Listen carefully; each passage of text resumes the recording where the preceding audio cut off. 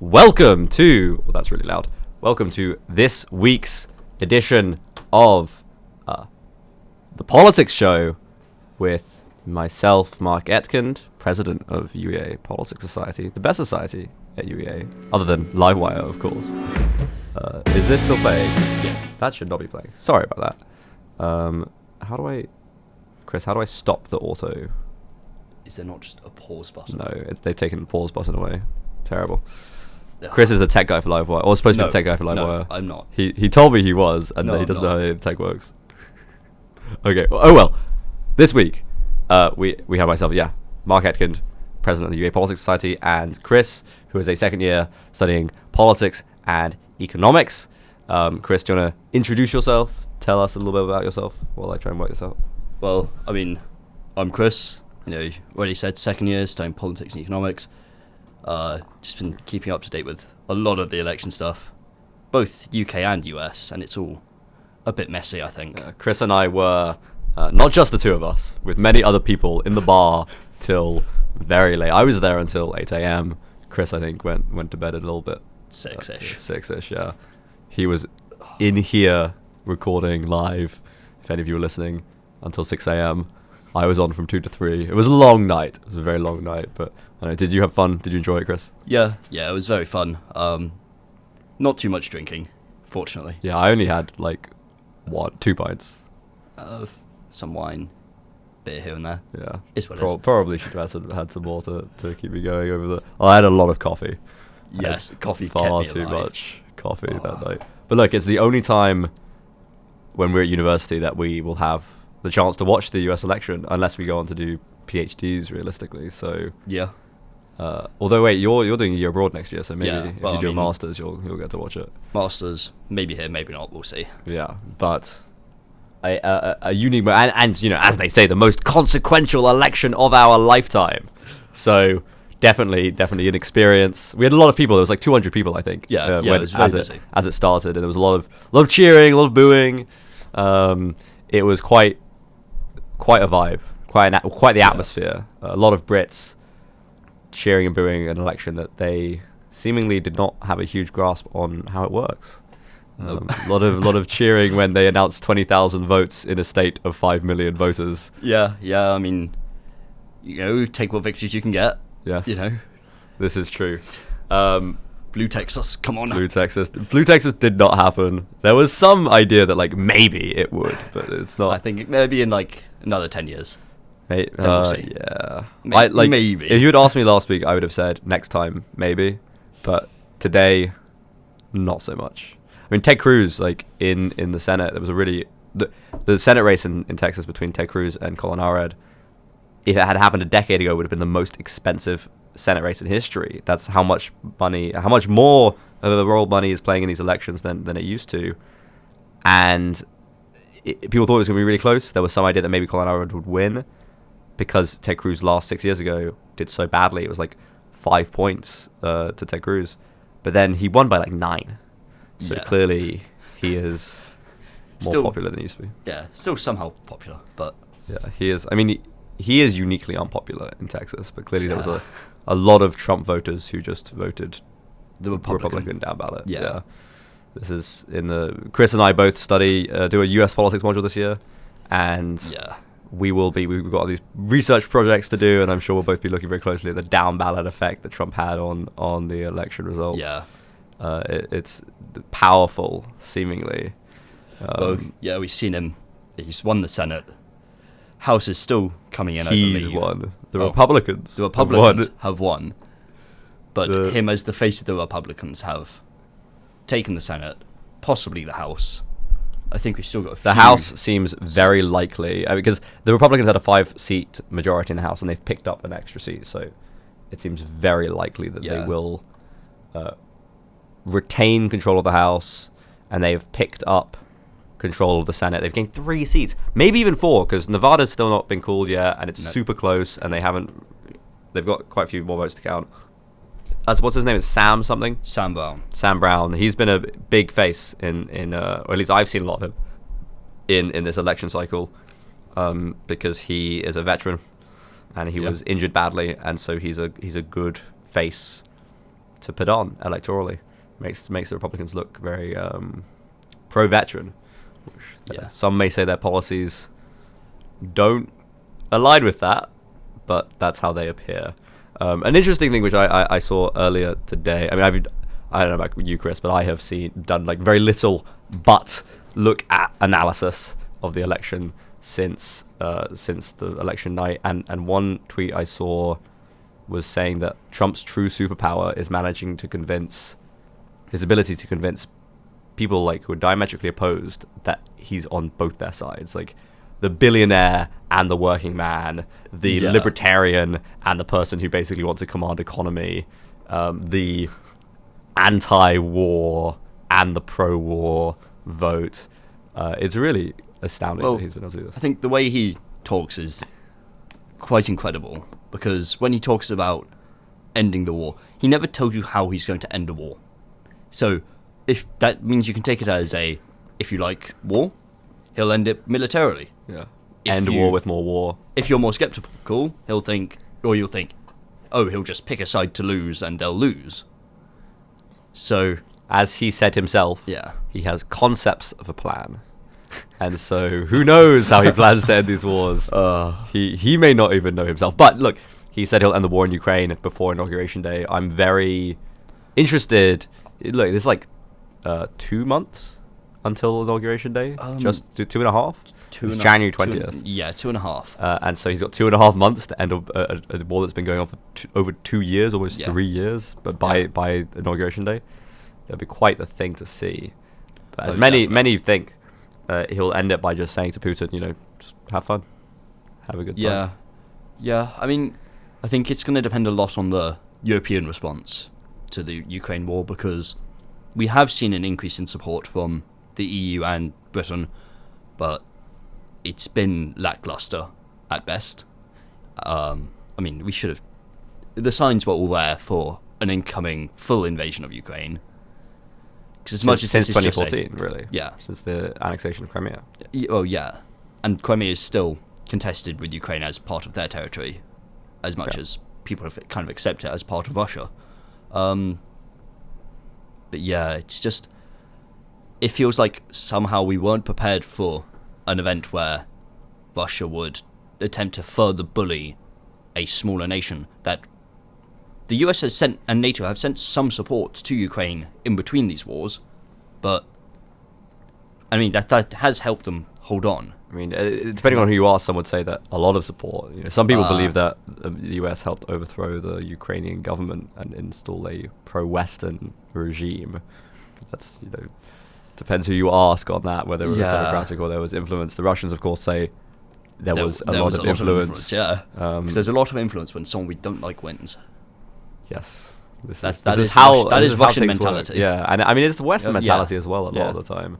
I mean, we saw that last election. I'm sure there'll be a lot of people in the next few weeks saying there was Russian influence in the US election. I mean, there was as you were telling me on election night, there was all these bomb threats in Georgia, a lot of which supposedly came from Russian-backed sources to try to disrupt the election.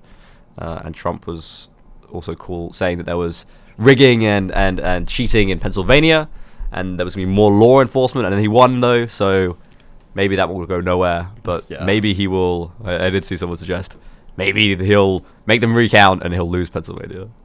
I don't think. I mean, Harris might force a recount, but Trump. I don't think it's. Harris has conceded, so I think that. Yeah, I mean, I think it's over.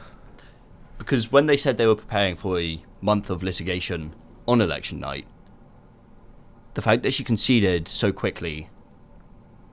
I mean, it's still surprising to me, because from the way she was speaking, it was if we lose, we're still going to try and collect as many votes as we can. But I mean, I think she's lost the support of her party now, since she's lost the popular vote, like so dramatically. Yeah, by 5 million. Yes, I believe approximately 5 million. Yeah. So 4.75. Donald J. Trump is now the first Republican candidate to win the popular vote in 20 years. The last time was 2004, Bush, and before that it was 1988. So in the last 50 years, the Republicans have only won it, well, now 3 times. And one of those was 2 days ago. It's quite astounding. So I want to go over a little bit of what Politics Society is doing, because I do that every week, and I didn't, so eager to jump into the US election analysis that I did manage to do. So what have we done this week? We watched the election. It's the big thing, and we decided we'd let everyone sleep after that, so nothing else this week. Next week, I think we're doing pints and politics. I mean, the bar, discussing things, probably a lot of discussion about the US election. I've got to get my social secretary to get on that. And then we are in the midst of ball planning. We're going to have a winter ball. It's going to be in Assembly House on December 10th. And tickets will be out, I think, early next week. It should be a really, really good night. Chris, are you going to come along to that? If I can afford it, yeah. You better. I mean, I've got so many societies. So many balls to go so to. many possible balls. Yeah. I noticed that there's some clash. The Economic Society is running their ball on the same night in the same place. Oh, what are they? We're in the big room and they're in the small room. We've got more space, and ours is actually cheaper. Our tickets can be £30, and the Econ Society's tickets are £34. So if that influences anyone listening who does politics and economics like Chris does, there's the attraction. It's cheaper. I mean, they've got the economics as jazz music or live jazz. Well, live jazz. That we have a piano in our room, and I need to find someone. If there's anyone listening who is coming to the ball who plays piano, please let me know, and we'll have live piano being played. We can have jazz. We've got an audio system, so we can play jazz. It just might not be live jazz. Maybe we can we'll steal the band from Econ Society and get them to go. Plug our audio into theirs. Perfect. Yeah, fun. yeah, It's exactly. not quite live, but it's live in the other room and broadcasting it here. Yeah. So we're gonna play some music. So we've got the ball, and we might have some collabs coming up soon. So watch out for those. Some exciting stuff happening, and some speaker events, maybe, if we can convince anyone to come all the way out to Norwich, get the train all the way to the edge of the island. So now we're going to play some Bruce Springsteen, Born in the USA, and then we're going to talk about the effect that this had on election night, because they played it. Do you remember where, Chris? I can quiz you. When did they play Born in the USA that was like notable? I would say the Trump headquarters. Yeah, they played it after they won. Yeah, they played it as Trump came on for his go. victory speech. I mean, I've seen the videos of them playing YMCA. Yeah. I mean, it's been funny. Yeah. So here is Born in the USA by Bruce Springsteen.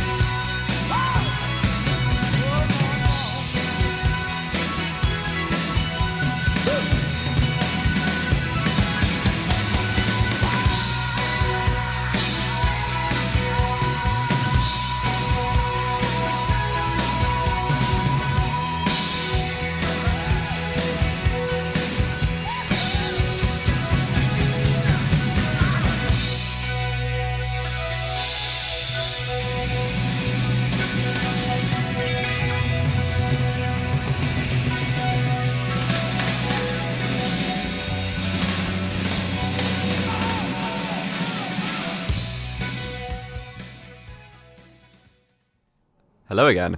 I would like to issue some apologies. That was not the song that was played on at Trump's victory speech. I was wrong. It was actually "God Bless the USA." Missing, yeah. I'm clearly the lack of sleep is really getting to me. I would play "God Bless the USA," but I don't think we have it on the cards. So another time.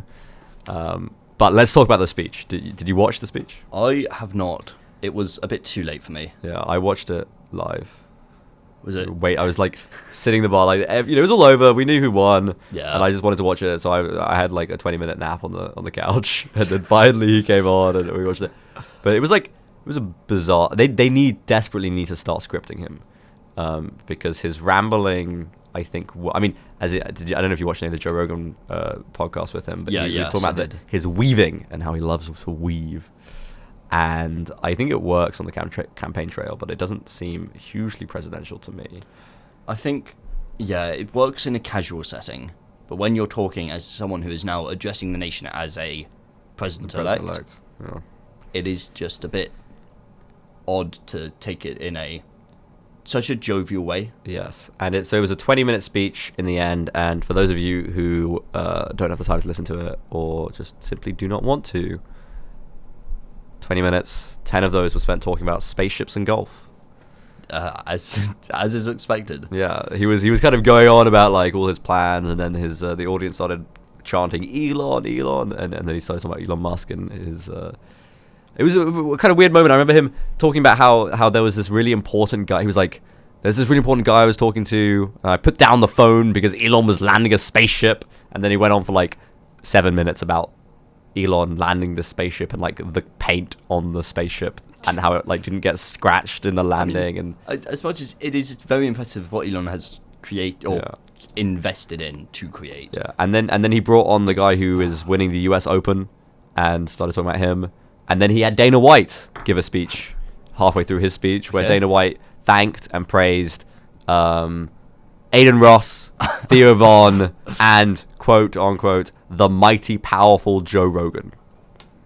These are very those are some names. Characters. What a world we live in, where YouTube podcasters who like, for those of you listening, you may not have ever heard of Aiden Ross before. You wish you hadn't. You probably wish you had. He's a podcaster, and there's some clips that I've seen of him where he really kind of is not doing a lot to prove his intelligence. Definitely. Kind of very unintelligent clips of him, and he's being praised in a presidential speech. Yeah. Where they present presidential victory speech. It's a very strange world we live in. I mean, I'm not too unhappy about the Joe Rogan, even if it's a bit embellished, but I think well, for those who don't know, he was previously very bipartisan, kept his views out of his podcasts, and didn't actually endorse a candidate publicly until a few weeks ago. Until the day before election. The day before, so the day before the election, he endorsed Donald Trump. This is after having Donald Trump on the show and trying to get Kamala and her or Walls on the show, and their team refused at the end of it. So, yeah, I mean, I think the Joe Rogan podcast really helped. Even him just appearing on it. So here's the question that we're going to be asking for years. Did Kamala Harris lose the 2024 election because she did not go on the Joe Rogan experience? I don't think the Joe Rogan experience has that much sway over the election, and I don't think it would have resulted in a different outcome. But it might have just pushed, because from everyone I've spoken to who has watched Joe Rogan podcast, they tend to be younger men. Yeah, I mean, this is looking at the election data. It seems like young men decided this election. Yeah, and I watched it a couple of days after it came out, and I mean, it was 14 million views then, and this was about a week before the election now, and I mean, that much impact off of one appearance of Donald Trump.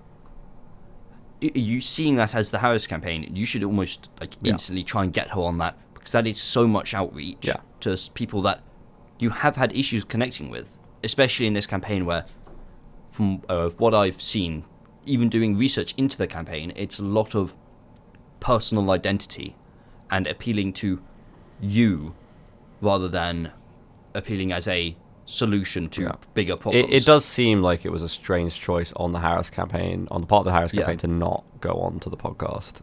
It feels like Trump did 3 hours. Fine, maybe Harris didn't have to do 3 hours, but like Even Harris could have done like 1 hour, 1 hour, 2 hours, Yeah. and it would have been a balance. And that's and because podcasts, because they're just on YouTube, they're not regulated by the regulatory agencies. I don't know if you saw about Harris was on SNL briefly, and the Republicans made a fit that you need to have equal. If you're the presidential candidates on, they have to have equal showing, and so NBC had to give Trump a free ad slot. That was like during a big sports event, which probably got a lot more coverage than the SNL appearance. Yeah, but then of course the podcasts aren't regulated by that, and so Trump got this 3 hours, and Harris just Joe Rogan said that he invited her on, and she just refused. The campaign refused to go. Yeah, so this is from Joe Rogan. The Harris campaign, of course, not really made a point about it, but he was prepared to like move or try and get her there, because it was while they were nearby. I believe they were in, I can't remember where it was based, but they were nearby doing a rally. So it wouldn't have been out of the question for her to come. It was like, I think it was 10 p.m. at the time, but he was happy to have her on right then, record the podcast, send it out the next day. But the Harris campaign refused. They left the next day. And that's kind of your big shot gone. Yeah. I mean, I was discussing with someone earlier today, what is if you could say there's one thing that cost Harris the election, what is it? And just first, I say cost Harris the election because the numbers as they look currently from our kind of a couple of days of analysis, this looks like an election that Trump did not win, but Harris lost. Trump got 4 million fewer votes than he got in 2020. Harris got 15 million fewer. So what was the one thing that cost Harris the election? The conclusion was there is no one thing. 20 million fewer votes is not one event. Like, it's not just the Joe Rogan experience. It's not just going on all these other podcasts. It's not just, whatever, saying that America should have the most lethal military in the world. It is all these and 24 other things combined, making these 20 million voters just simply not turn out. Yeah, I mean, it's still an increase on the previous 2016 Trump-Clinton election.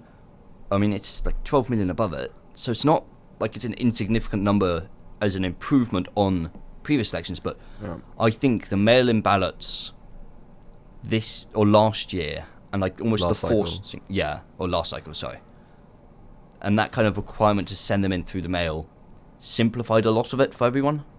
Yeah, and I mean they're still counting votes in Nebraska, or not Nebraska, in Nevada and Arizona. But I mean, Nevada's at 90%, Arizona's at 70%. So, I mean, it's not it might be a couple million more maximum, I'd say, but it's kind of all wound up, and we've had a lower turnout.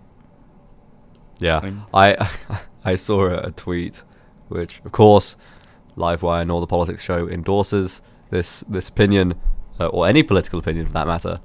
But I saw a tweet from who I assume must be a Democrat saying, with this turnout, maybe we did rig the election last time.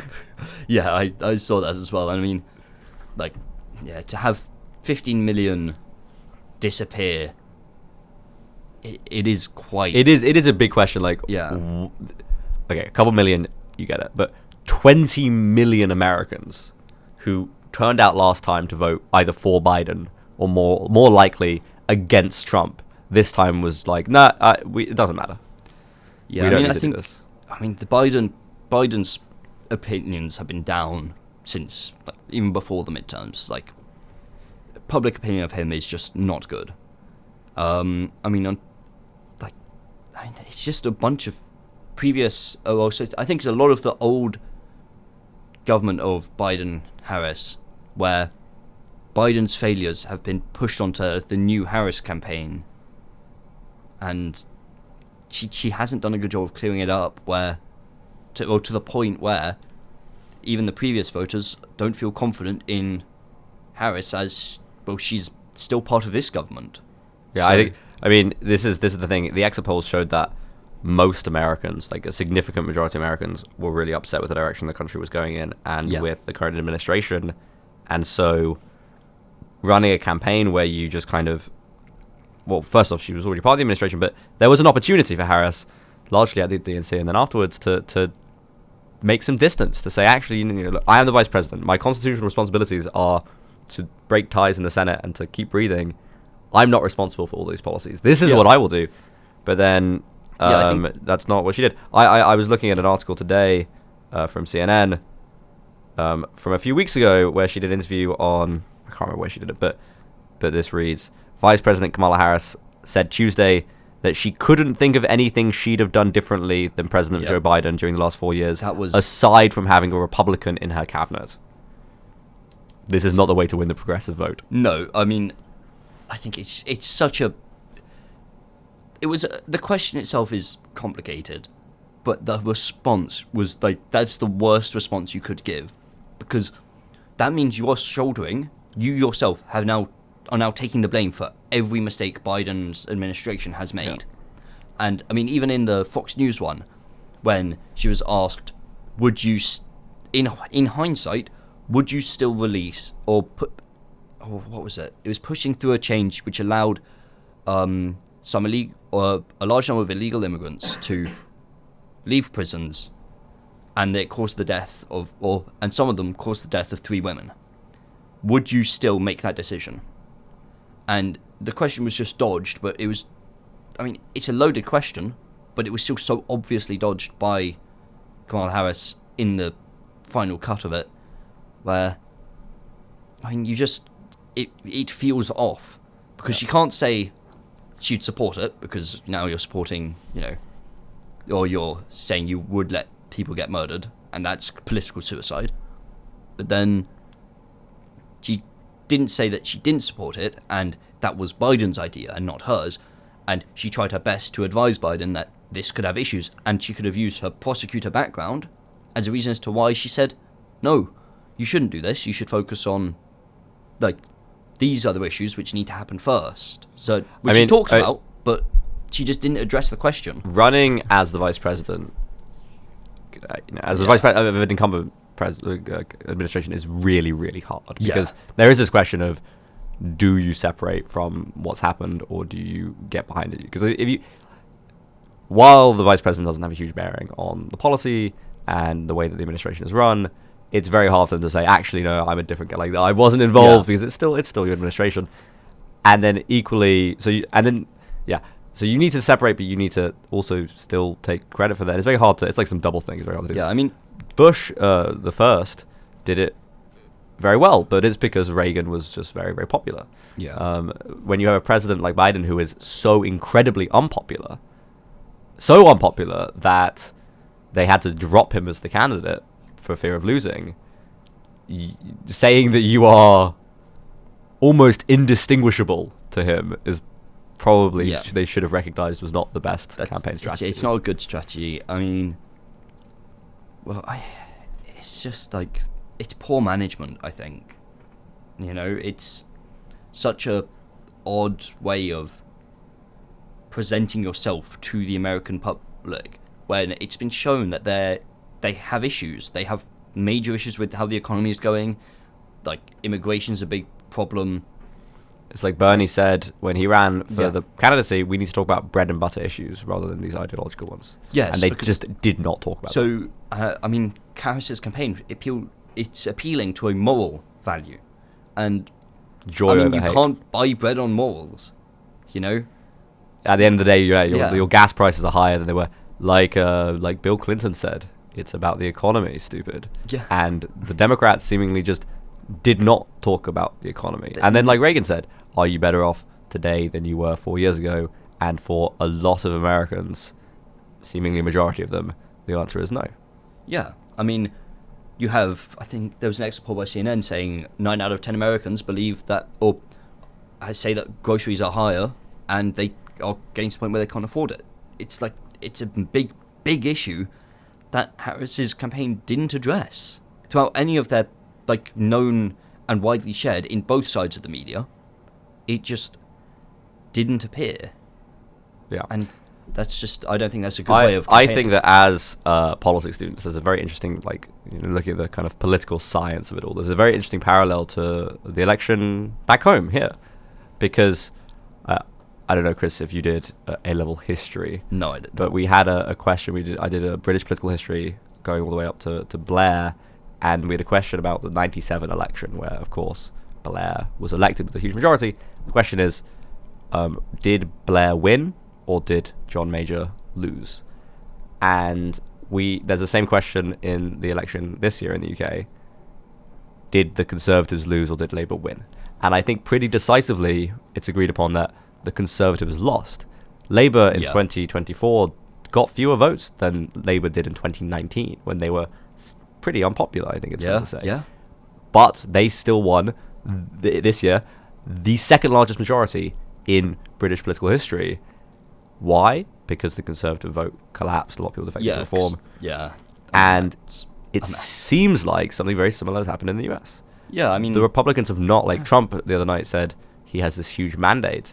He doesn't. He's lost votes. But the Democrats have just lost even more. Yeah, I mean, Trump's policies have been pretty clear. I mean, it's been clear they've still lost votes, but I mean, we saw it happen in the UK, as you said. We saw it happen in the US now, but at a much larger scale. And I mean, yeah, well, I'd say the Conservative collapse over the last 12 years has been, like, it's just been a sham. Like, they lost the votes to Labour. Labour's the only other major party that could have won. And I mean, I'd have much preferred a coalition between, say, Labour and Lib Dems, but of course that didn't happen because of our voting system as well. And I mean, you can even see it as the split between Conservative and Reform was even more impactful because of our voting system as a constituency base, where Reform won more votes than the Lib Dems, but still only have 4 seats in our parliament. Yeah, it is important to note on the conversation of third parties that there will be a lot of people who will say it was the fault of Jill Stein or Cornel West or RFK that Trump won. This is just not true. If you look at all of the key states, the margin of Trump's victory is, like, in some cases 10 times or at least double the vote that the third party candidates combined got. Well, this is not 2000. The Green candidate did not decide this election. Of course, Harris would have benefited a lot from Jill Stein's votes, but the third party candidate didn't do it. Yeah. That is not to say that it's not because people just didn't go vote for Harris. I'd say it's very interesting. Sorry, I'm going to pull up some numbers. But I'm just going to make a note. In Wisconsin and Michigan, so Wisconsin and Michigan had a smaller margin between Trump and Harris as the independents. And, I mean, so, for example, Wisconsin, 0.9% difference, and 1.5% of the voters voted independent. But in Michigan, it was, again, 1.4, and 2% of the voters voted independent.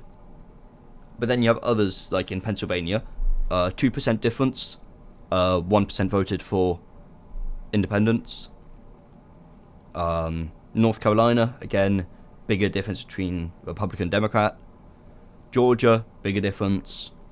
And now in Nevada and Arizona, still a bigger difference. Yeah. So only the point states were Wisconsin, Michigan. Yeah, third-party candidates. And amazingly, if you look at the numbers, I found this quite amusing. RFK Jr., who withdrew from the race, only got like 20,000 votes fewer than Jill Stein did. It's quite funny how he appeared on, I don't know how many states did he appear on the ballot for? I'm not sure. But more than he would have liked to, because he wanted all his votes to Trump. It wasn't needed in the end, clearly. Yeah. Maybe the Democrats should have run him as the candidate, because he clearly, again, despite not running, still got still had support because they saw him on the ballot. Because they saw his name on the ballot. They saw Kennedy. 600,000. So maybe some dementia-ridden voters got confused. I thought it was 1960 again. But looking at again the collapse of I saw a CNN poll or CNN clip where they were looking at counties where Harris got at least more than 3% than Biden did in 2020. And do you want to take a guess at how many counties there were? 5. Not a single one. In not a single county in the entire country did Harris get more than 3% more than Biden did in 2020. Bad. Yeah, it's not even just like one like town, one township where they were like, Harris is not even her own county. Across the nation, Biden, who is again a uniquely unpopular president, was Harris more popular. I think his popularity 4 years ago was quite high because of because of Trump's lack of popularity. But still, to not overperform Biden in any county, which means any state, that is a major blow to Harris. And to be honest, I don't think she's going to come back next cycle. No way. I mean, look, in 2020 in the Democratic primaries, she was the first candidate to drop out. She is not a good candidate, and that's not even an opinion. That you can say that objectively, since she was the first candidate to drop out. She is in a traditional situation. She would never have been a presidential candidate, and the other night was just further proof of that. I mean, I think they definitely should have sought out Biden, whether Biden was going to be in the race or not, before the primaries, where that's where the two parties vote internally for their presidential nomination, and they should have decided Biden's not running. Let's run our primaries standard and see who is more popular there. Because I don't think Harris would not have been on the ballot, I think, if she was in the primaries. Yeah. And I mean, I'd have liked to see how it turns out with I'm not sure if Walz would have been vice president either. No. But I was always of the opinion that, from the perspective of what would be best for the Democrats in this election, I always thought that Biden should have never stood. No. They should have had an open primary. They should have found a candidate, and then they a young, energetic man or woman, and they could have gone campaigning with Biden behind them, being like, "Yes, this is the person." And I think that would have done sniffing behind them, but I think that would have been a much better strategy for them. Yeah, but Biden. Definitely. I mean, it doesn't even have to be a young person. Like, I think Bernie Sanders, if he was on this, perhaps if he was on this election, he could have possibly performed better because he is. I mean, we know about Bernie Sanders. He's I'd say he's my favorite Democrat in possibly politician. A lot of people would say he's the most genuine. Yeah, he feels genuine when I listen to him speak. I feel like he understands the issues and is trying to present a solution that he believes in. When either candidate right now speaks, I'm assuming they're trying to just get my vote because they want it for this one election and then they're going to forget about me. Yeah.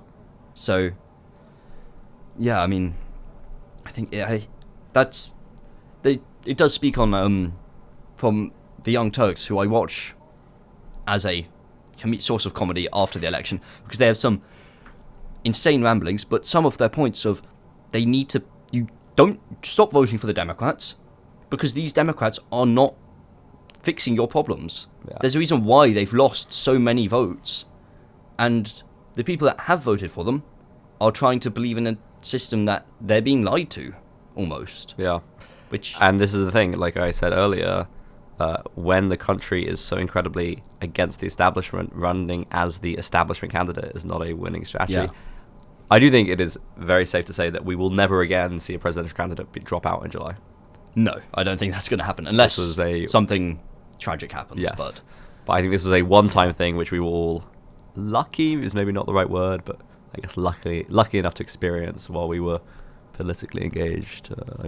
If any of us anyone listening is at our age, or we're both 19, have younger siblings, they probably will see this as kind of a moment of history rather than something they engaged in fully. Yeah. I just want to zoom in on one district just to emphasize even more how unpopular Harris was, and then we'll play some more music, and then we're going to come back home, talk about the conservative leadership contest. So Dearborn, Michigan is a county in Michigan, which is, I don't know the exact numbers, but it's like very, very high percentage Arab American population. I think it's a majority Arab American population. And the 2020 result in this county was 88% to Joe Biden and 11% to Donald Trump. A 77% advantage to Biden. Right? This is like solid blue. Right? 2024 result. Stein gets 18%. Harris, 36%. Trump, 43%. Trump won this county by 7%. That is... And Biden won it by 77% 4 years ago. That is... I mean, it's just such a drop-off. Yeah, this was where Trump was doing his big push for Arab Americans to vote for Jill Stein, because I think the assumption was he wasn't going to get their vote because they were so heavily in favor of But he got a lot of Democrats. their vote because, and I saw a Republican strategist talking about this in the past couple of days or since the election result, saying, you know, we really ramped up the anti-war rhetoric in the last 3 weeks because there's a lot of these people who will vote for us, even there are a lot of these people who are against the war in Gaza who will vote for us even if we are kind of not pro-Palestine just because we're anti-war. And it clearly has worked. I mean, I think that if Harris had just said like one time, like a month ago, guys, Bibi Netanyahu is like a bad guy, I think she would have gotten 3 million more votes, maybe. We would like, it's so easy to do, but this is a hurt. She's gonna have a lot of regrets, I suspect. Yeah, from this, definitely. And Trump is triumphant. I mean, yeah, I'm still of the opinion that Harris's campaign managers need to be fired. Do not let them come back for the next election. Well, Chris, rest assured, they will be. They will be fired, but no, they will be here in 4 years' time. Oh, they will be here. They will be here. Oh no! Look, the Democrats are going to run the exact same strategy in 2 years. The lessons the Democratic Party is going to learn, because I mean, you can see how the Democratic Party learns. Yeah. They're going to say we didn't go far right enough. 2 years' time, we need to go even further right. One of your people you watch, Hassan Abi, on the Young Turks. He's on the Young Turks. He was saying, God, I've it's just blanked from my mind. Something about how, oh yeah, he was talking about how this is now Trump's America. Even if he loses, the Democrats this election ran on Trump's 2020 platform, and it clearly has not worked because Trump's gone even further. But the Democrats are going to say, we just need to go further right. We need Liz Cheney to be our candidate. We need Dick Cheney to be the VP choice, and then maybe we'll win that time. I mean, I don't think it's even that much further right. It's just, you know, it's like I'm just not sure how to express it. It's Trump's just become more of a. It's so hard. It was just such a big difference in the campaigns. Like, it didn't feel like Harris's campaign went right because it didn't feel like there was a campaign. Yeah, it felt like they were again policy. appealing to, like, they were trying to appeal to the labels that you are putting on yourself, and that doesn't work when you're trying to speak to 300 million different people at once, trying to get them to support you as a person to run their country and make their lives better. Yeah.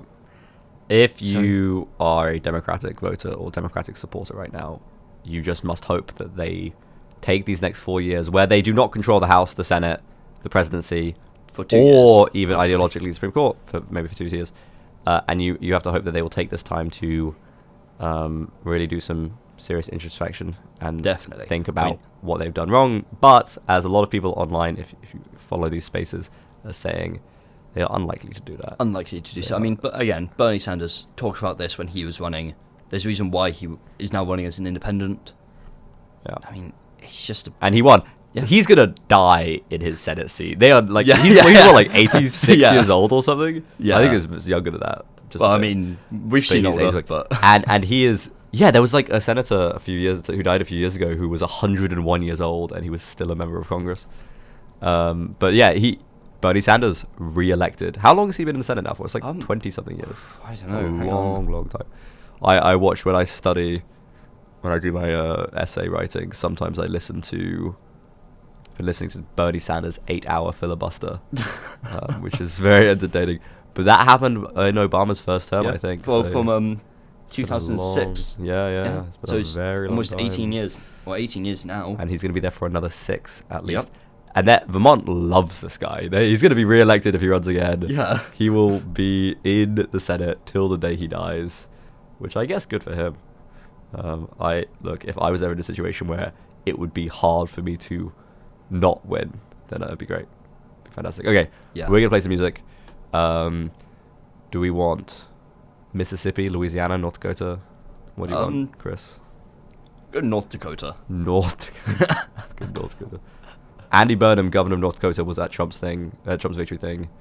He loves Trump. He's a big fan of Trump. Oh yeah. Okay, here we go. North Dakota by Lyle Lovett. I hope you will enjoy this.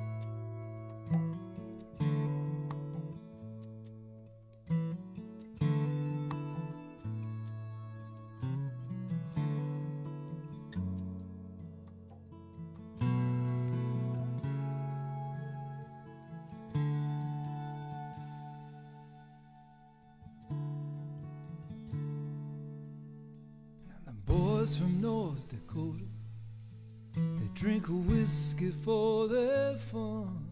And the cowboys down in Texas, they polish up their guns. And they look across the border to learn the ways of love.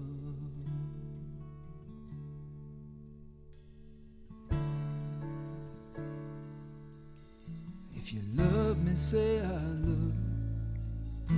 If you love me, say I do. If you love me, say I love you. If you love me, say I do. And you can say I love you. And you can say I do.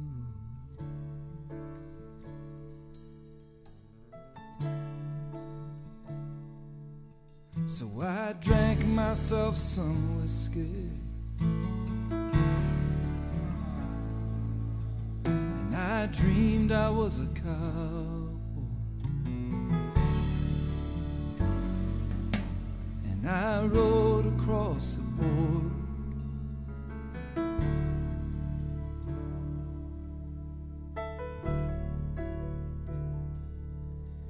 If you love me, say I love you. If you love me, take my hand. If you love me, say I love you. If you love me, take my hand. And you can say I love you. And you can have my hand. I remember in the mornings waking up with your arms around my head. You told me you can sleep forever, and I'll still hold you then.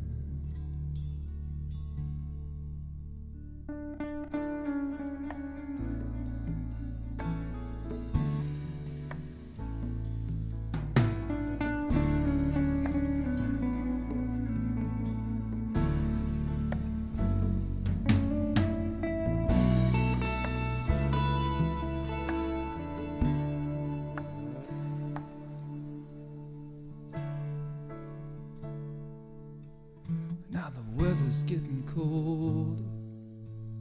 Hell, it's even cold down here.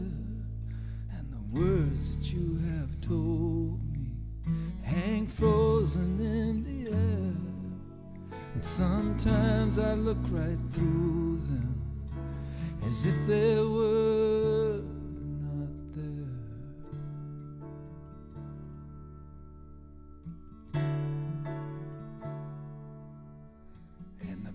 guys from North Dakota.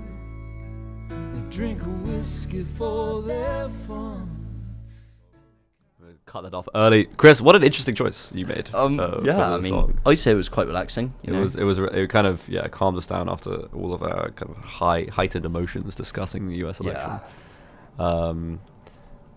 For 2 years till the midterms, and then the next election in 2028. Finally, we will. I mean, I think regardless of if you are supportive of Trump or if you're a Republican or a Democrat, regardless of your politics, it will feel very refreshing to be in a world where, well, if you're an America watcher, to be in a world where we have moved past the Trump era. I realized this morning that Donald Trump started his run for the presidency when I was 10 years old, and he will be the president until I'm 23. Yeah. There's like all of my teenage years plus like a couple years on either end dominated by Trumpian politics. I mean, which I think if you are pro-Trump or anti-Trump, it will be nice to be in a world where we've moved on, but I suspect that's not going to be entirely true. Depending on how popular Trump is, there's a good chance JD Vance will run for the presidency in 4 years time rather, and the Democrats will pick someone. I was discussing the bar just before coming on today who they'll pick, and the consensus was Gavin Newsom, who, if the Democrats didn't learn the lesson about arrogant Californians 2 nights ago, they will learn it again in 4 years' time if they pick Gavin Newsom. Oh, dear. Yeah, it's I mean, it's just a awkward time because I want a party to have the support of the people, but then neither party is really doing that because you're still having a turnout where half the country isn't really, or a third of the voting population isn't voting. It is amazing how many. There are 350 million Americans. Of course, a lot of those. Last count was 330, I think. Yeah, a lot of those can't vote. Yeah, but how many voted? 148. It's like almost 149. Yeah. The turnout is low. Yeah, maybe I think we'll see 150 from Arizona, Nevada. Arizona, Nevada. Yes. Another 150,000? No, we'll tip over to 150 million. Oh, right, yeah. But that's still like, you could look at that at about 2/3 of the voting population. Yeah, there's a lot of Americans who just decided that it wasn't worth their time. It wasn't worth their time. I think there was a piece. I'll just make this one point and then we'll move on to the British stuff. But there was a piece of legislation proposed to the House of Representatives to make voting day a national holiday, which I think is a great idea. Yeah, I think they should get rid of definitely. President's Day, which is George Washington's birthday, and make President's Day instead Election Day, and have it be a national holiday so people can go out and vote. This bill was proposed to Congress in 2021, in January, on the 6th. And so they were otherwise occupied. Yeah, and so a little bit occupied. Yeah, so it never went anywhere. But I think that it would be a piece of legislation that would be pretty bipartisan and worth doing. I mean, it kind of doesn't make sense. We have the same in the UK. It makes sense on a Thursday, but it makes sense that you should the thing be is, able with to have the the time to vote. Election day in the UK, it's a lot less crowded. You know, you don't have people lining outside of polling stations for 7 hours. Yeah, it's, for me, I walked in, waited 5 minutes, dropped off the ballot and left. Yeah. That was it. I was in the US while the election here happened, celebrating Independence Day, and so I voted by mail, by proxy, which I was in the States. I was telling people I was with about this, and they were kind of, with all the conversation about election integrity and voter fraud in the US, they were shocked to hear that you could vote by proxy, by mail. But this is how things work in the UK, and it worked well for me. You know, I cast my ballot. I voted by proxy by mail because I'm actually a Belgian citizen as well, where I just chose to give over my vote to my family in Belgium because they know more about Belgian politics. You got them to vote on your behalf. Yeah, give over your. They voted on my behalf, yeah. And I trusted them to make whatever choice they feel is right for the country. So, yeah, because I mean, keeping up with 2 countries' politics is hard enough. Adding another one on top of actually studying economics, which is economics. Yeah. But yeah, so I voted in. I'm a US citizen, so I voted in the US election, and I voted in the UK election, and in neither of them I voted in person. Both of them I voted by mail. They actually, in the US election, they emailed me my ballot, which I thought was interesting. So they emailed you your ballot, you print it off, and then you send it. Yeah. I They mean- emailed everyone else, sent it. And I was thinking, could I just print off like 50,000 ballots and swing the election? Well, I mean, I assume it's got some tags related to you personally. Yeah, well, it would be more that, my county, I registered in quite a small county. There's only like 3,000 people there. No, county of 6, remember? Yeah, County of 6 that's- split, that's the sort, a yeah. town of 6 is split exactly 50-50 between Harris and Trump. Yeah, so yeah, So- I'm from a very red district, or very red county, and I think there was like, in 2020, there was like 200 votes for the Democrats in my county. And there's only a couple thousand people there, but it's very red. And it's in Texas, so it doesn't Texas. it didn't really matter how I voted. Yeah. My vote kind of No, did come on, you not could have, make you should have been there supporting a blue Texas, if that's what you wanted. if I wanted. I won't share how I voted, but regardless if I voted for Trump or for Harris, it wouldn't have made a huge difference because it was so solidly red. Plexus did not happen. Maybe next time. Maybe next time. We will see. So, British election. Yes. Kemi Badenoch has been elected the leader of the Conservative Party Oh boy. after a very long race. Yeah. It took a while for them to do that. And in fact, I don't know if you watched the announcement, but the I think it was the chair of the 1922 committee, who is the returning officer for the Conservative leadership election, was saying that some people wanted it to be even longer. They wanted it to be until I think the local election. I mean, Until that May, would be a move, but Yeah, not a very good one. yeah, it would have been a very, very long time. I mean, I think whatever happened with Cleverly, I just wonder what happened there. There was some. We discussed this 2 weeks ago Yeah. on this show with Harry about the politicking that went on with Cleverly, and it seems like some people made a mistake. As in, Yeah. they wanted Cleverly, and they they thought tried they, to tactical vote, Yeah, and then Just- it ended up with Cleverly dropping out in a they- point where he was the leading candidate. they must have just not chatted with their peers, and Yeah. they all did the herd mentality kicked in, and they didn't realize it had. Yeah. So the Conservative Party is left with Kemi Badenoch. I think there is kind of she made this point. Well, she didn't quite make this point in her speech, but she made the point how she's the first black leader of a political party in the UK and the first black female leader of a political party in the UK. I think there's something interesting where Labour, the quote unquote progressive left leaning party, although some may disagree with that position, traditionally has never produced a leader who is not a white male. I mean, I don't think that should be really a point because It's not too much of a point. I just think it's kind of it's just interesting that the it is party that interesting, is but- more conservative, whether the Conservative Party, and doesn't support kind of EDI policies, things like this, is the party that has produced, now it's 4 female leaders and 2 non-white leaders. Or I think Can we Yeah. count one of them? I mean, who my brain just completely banked. Not Theresa May. Liz Truss. Liz Truss. You can't There we remember go. the name. She's There we there for so short. Yeah, She was still the leader of the party. 45 days? 44 days. Yeah. 44. She was still the leader of the party. And then, of course, they had a Jewish prime minister ages ago, Benjamin Disraeli, and leader of the Conservative Party. So, yeah, as you say, it doesn't. No one's going to vote for the Conservative Party or for Labour based on Yeah, this. But definitely not. I just think there is something interesting in this. I think it's also interesting is I think it was her first day, she went on live television and said, why are Labour celebrating having the first female Why aren't chancellor? No, why why are are they? they? Yeah. Because that's not a very high it's a very low glass ceiling to break. Yeah. And like this comes about an hour after Keir Starmer had put out a celebration of her being the first black leader of a political Yeah. party, which was just the fighting began. yeah. Yeah. I do think, going back to the US, my I'm suspicion is that the first female president will be a Republican. I'm not sure, but depending on who puts up their nominations in the next election, that's the thing.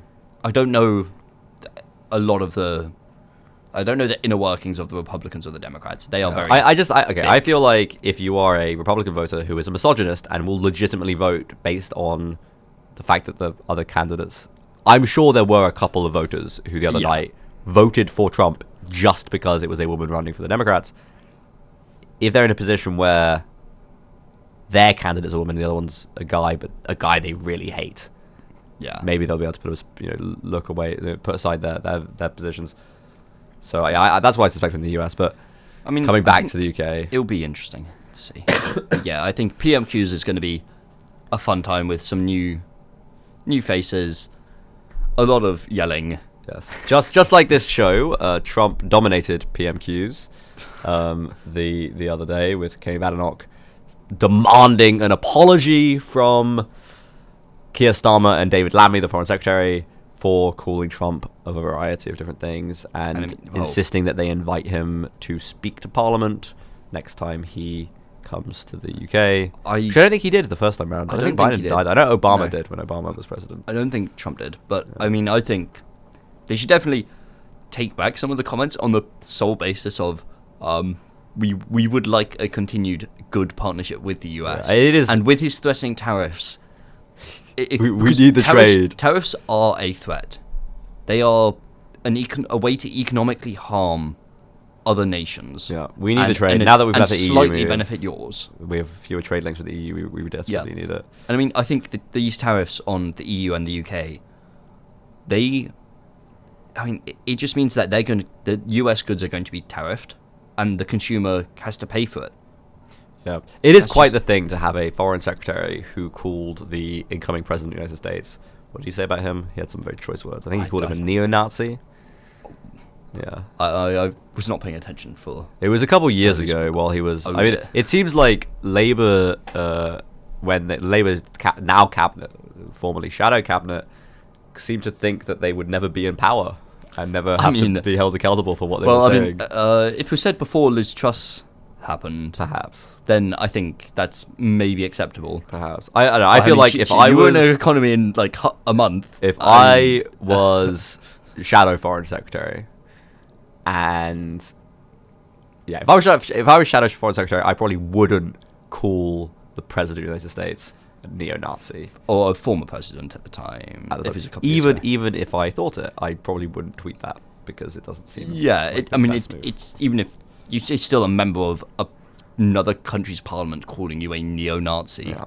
and they still have a say in that country's government affairs. I mean, I wouldn't really want to be friends with someone who called me a neo-Nazi Yes. if I were Trump and Yeah. from his position. Well, then maybe Trump doesn't have too many issues with being. Well, I mean, I called a hope he neo-Nazi. would have an issue. I hope he would do. But Yeah. So yeah, that was the first Yeah. question, and then Badenoch, because the opposition leader gets, I think it's what, 3 or 5 questions, but the other question was attacking them for Labour being student politicians. I think it was also again in reference to Trump, demanding that that he's invited to speak in Parliament, and that Labour and Starmer and the Prime Minister stop acting like student politicians, and that got quite the rise in the House of Commons. What do we think of that? I mean, Does Labour act like we know many student we politicians? know many student politicians. Yes. I'd say student politicians can be very petty. They can be very opinionated and very direct with their opinions, to the point where it can be considered a fault. Because this is politics, global politics. You should not be calling other national leaders neo-Nazis. I mean, even former national leaders, when we all knew Trump was going to run again this election. Even if it was at the risk of him winning, and there's the high possibility of that happening after even the first couple of years of Biden's administration. You know, you shouldn't be calling national leaders neo-Nazis in public and putting it onto the internet where it is recorded forever. Yes. I think it's probably fair to call myself a student politics. It's a fair assessment to call I'd me a give student that. politics. And from my experience in student politics, I think that pragmatism is lost. You get these people who have very, very strong values and principles, and that's very respectable. But they feel like they need to announce and project those all of the time. And it's not even that you have to give up your values and principles. Like David Lammy, as the foreign secretary, he clearly has his opinions about Trump, as does Keir Starmer, and that will come through in the diplomacy they do. But it's just about projecting, announcing those values and principles all of the time, and I think that's probably what Badenoch was referring to in calling them senior politicians, as you have just very well described. I mean, it also depends on how much diplomacy Trump is willing to put forward, because he's already said that he does not like Keir Starmer, and he doesn't want to work with Keir Starmer. Although I did see Keir Starmer posted on social media, either today or yesterday, a photo of him beaming, huge smile, saying, "I've just had my first phone call with President-elect Donald Trump, and we are looking forward to working together very closely." We'll see how the upcoming 4 years It'll be very interesting to see if we get another Labour Prime Minister and Republican President working very closely together in the time of war in the Middle East. It's a kind of strange repetition of the past. Well, I mean, we'll see how much that blows up over the next, hopefully, only a few months left of conflicts everywhere in the world. But hopefully, if Trump gets his way, as he said, the wars will all end in the next 2.5 months. Wars will be over by Christmas, guys. There will be no more war. Yeah, right. But no, yeah, Trump said, he said the war in Ukraine will be over before Inauguration Day. That's January 20th, I think, or maybe 22nd. Point being, 2.5 months. So let's see if he is able to pull that trick. I don't think he said quite the same about Gaza, but we will see. Netanyahu is very pleased. He tweeted saying, "This is fantastic for Israel. This is really great." And I'm sure a lot of Israelis feel similarly. I don't know if you saw this poll, but there was some polling of how other countries would have voted, and it was like every Western country would have voted for Harris except for Israel, which would have voted pretty. It was pretty in the middle, but it was like 54% for Trump. Yeah. Well, when someone is saying that he will impose tariffs, and that's going to raise prices in both countries, it's never a great look to international diplomacy. It's going to be a very interesting 4 years. I think if we see a return to American isolationism here, where it kind of looks like they're doing it, depending on how these wars are ended. If America starts isolating itself, where they're relying on national production and they're just living on their own in America, off to the side of the world, let Europe do its thing again, I just don't think it will be a good outcome for Britain and the rest of the world. Yes. It's going to be a very interesting 4 years, and there's a lot to, from a kind of perspective of a politics student, a lot to study, a lot to analyse. Only a couple of years left. A lot of data. Only a couple of years. We won't be students. Well, we'll see, but we most likely will not still be politics students by the time Trump leaves office, assuming he leaves office in 2028. Or rather 2029, because that's how the US system works. But it will be very interesting 4 years. It does seem like Americans are fed up with forever wars. And I don't think it's quite fair to call Gaza or Ukraine forever wars quite yet, because it's only Ukraine 2 years. It was a 3-day special military operation in Ukraine, guys. I don't think it's quite fair to call. Look, Afghanistan was 20 years. Yeah. I don't think it's fair to call either forever wars quite yet. But Americans seem to be fed up with their involvement all over. Trump keeps pushing this line of we should have never been involved in Ukraine, and whether or not the Americans were actually ever involved in Ukraine is a question. There's no boots on the ground. Boots on the ground. There are supplies. Still boots on the ground in Iraq, but there are no boots on the ground in Ukraine. So, in Iraq. They're planning a withdrawal. Maybe Trump's presidency will start with the withdrawal from Iraq, as Biden's did withdrawal from Afghanistan. It is kind of amazing to me how little of a role the withdrawal from Afghanistan played in this campaign. Probably because Harris was the candidate, not Biden. Harris being a candidate puts a lot of the Obama administration's mistakes onto. It leaves them behind. It does. No comments on that. I mean, I was surprised there wasn't more in the 2020 election, because it was quite about Obama's mistakes. About Obama and Biden's previous vice presidency. Yeah, that's for true. Trump. But then Biden clearly managed to. Well, first off, COVID was such a big issue, Yeah, and then that was also Biden probably managed to detach himself. It had been 4 years. Yeah. Obama was such a force. And I mean, the public's mind is very, very brief. This is also true. You remember the last 2 years of stuff, maybe, because there are so many issues and the world is changing so quickly. Yeah. No one has the time. Once you're working a full-time job, even in education, like, we're studying it, so we have the time to go over this as a part of our education, but... Yeah. We have far too much time to spend watching yeah. politics. And then, I don't know about you, but I spend my free time watching politics as well. I mean, so free time, it's now coursework time. So it's now actually, yes, all of the time I spent not studying during sixth form and watching the news and watching politics now is really, I'm just doing my work. I'm just studying now, so I can feel slightly better about myself. Okay, well, we've got 5 minutes left. Future of the Conservative Party. Will she last? I don't... I think it's too soon to tell.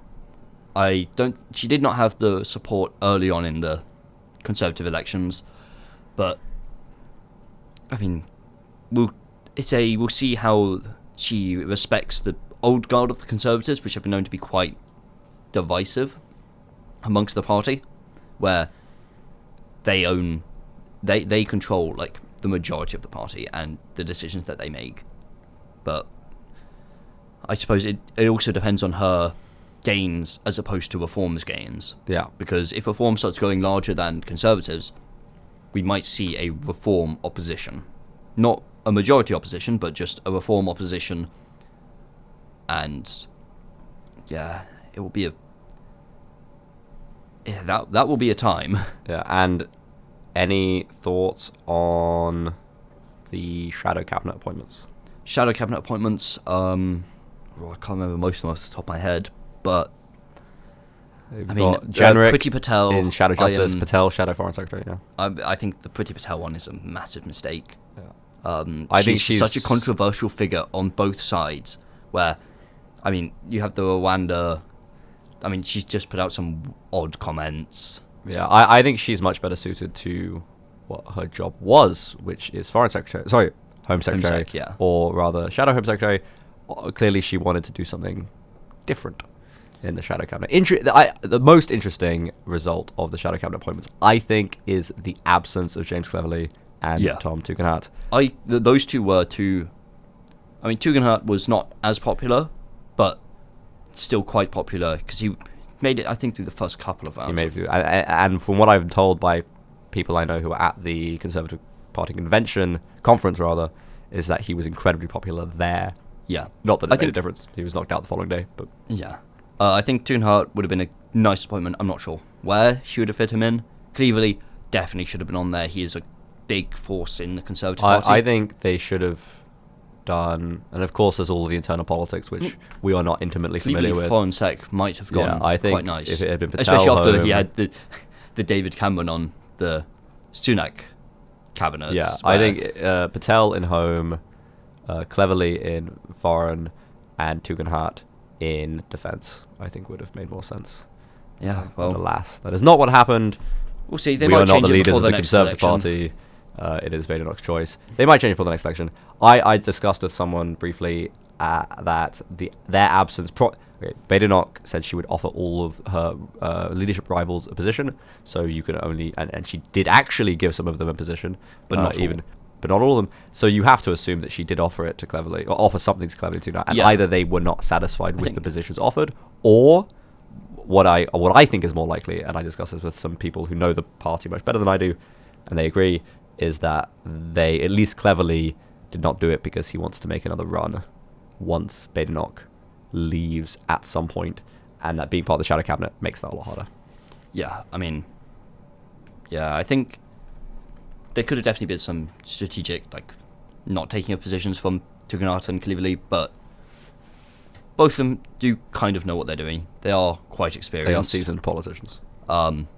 And I mean, I'm sure we'll see both of them in future Conservative races for a while, until, I mean, who knows what happens. Clearly, having lost an election does not prohibit you from winning the following time. No, of course not. as So- we learned the other night.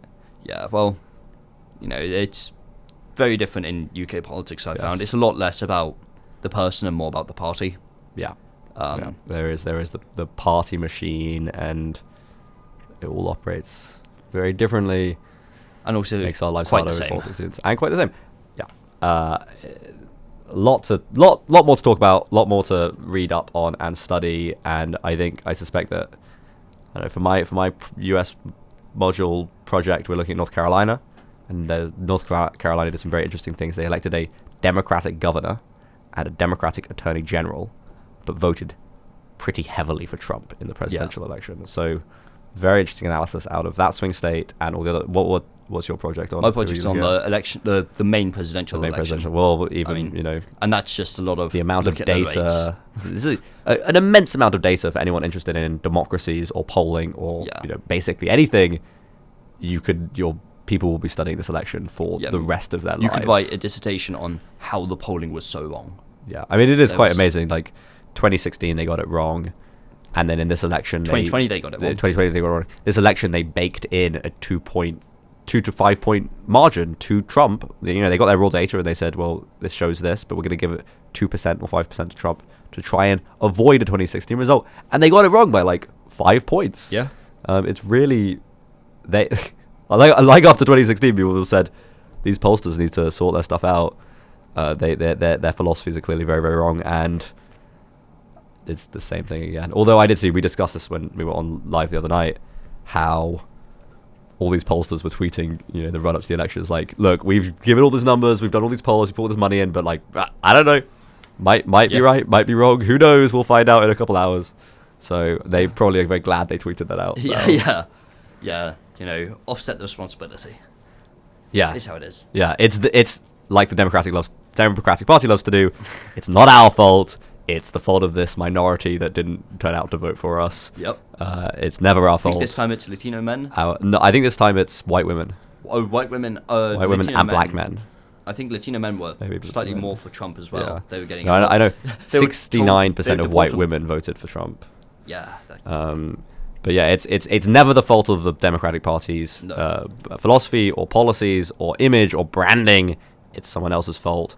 I did see someone talking about how Harris did not have a brand or a slogan. Obama had a really solid logo and brand, and he had his "Yes, we can" and "Hope." And what did so Harris did Trump. have? I mean, Trump Harris, yeah, make America great again. Yeah, That has it become endures, iconic. clearly, yeah. Trump Harris will had- fix it has been this campaign. Yeah. Because the people have seen an economy, and you can call it broken. Yeah. So And Harris's line was, "We're not going back," which I think is too wordy. It doesn't roll off No. the tongue the same way something like "Make America Great Again" and does. what does "we're not going back" mean? Yeah. It doesn't mean it's getting better. It Yeah. just means the we're not status doing the quo exact same continues. thing. It just won't get worse, which is not a message of hope. Yeah. It's not a message of hate though. So Well- hope over hate. Her other line. Well, Trump will fix it. Trump will fix make it better. Bob the Builder coming to fix everything. And with that Yeah. wonderful message, we're gonna have to end. Next week we will be talking. We've got 2 guests on next week, both big kind of geopolitical people. So we talk about the state of the world and probably the Trump's approach to world diplomacy and all those fun things. I'm looking forward to it. It'll be good to have 3 of us in the room to Yeah. all shout and argue with As each long as other. all the mics work. As long as all the mics work. I hope, Chris, you will be listening in to that next week. Depending on who I am in a seminar for part of it, but yes, I'll try. You have to leave your seminar and listen to the politics show. It's so much more important. Okay, so thank you all for tuning in, and I hope you have a good night and a good weekend. That's all for us. Goodbye. Goodbye.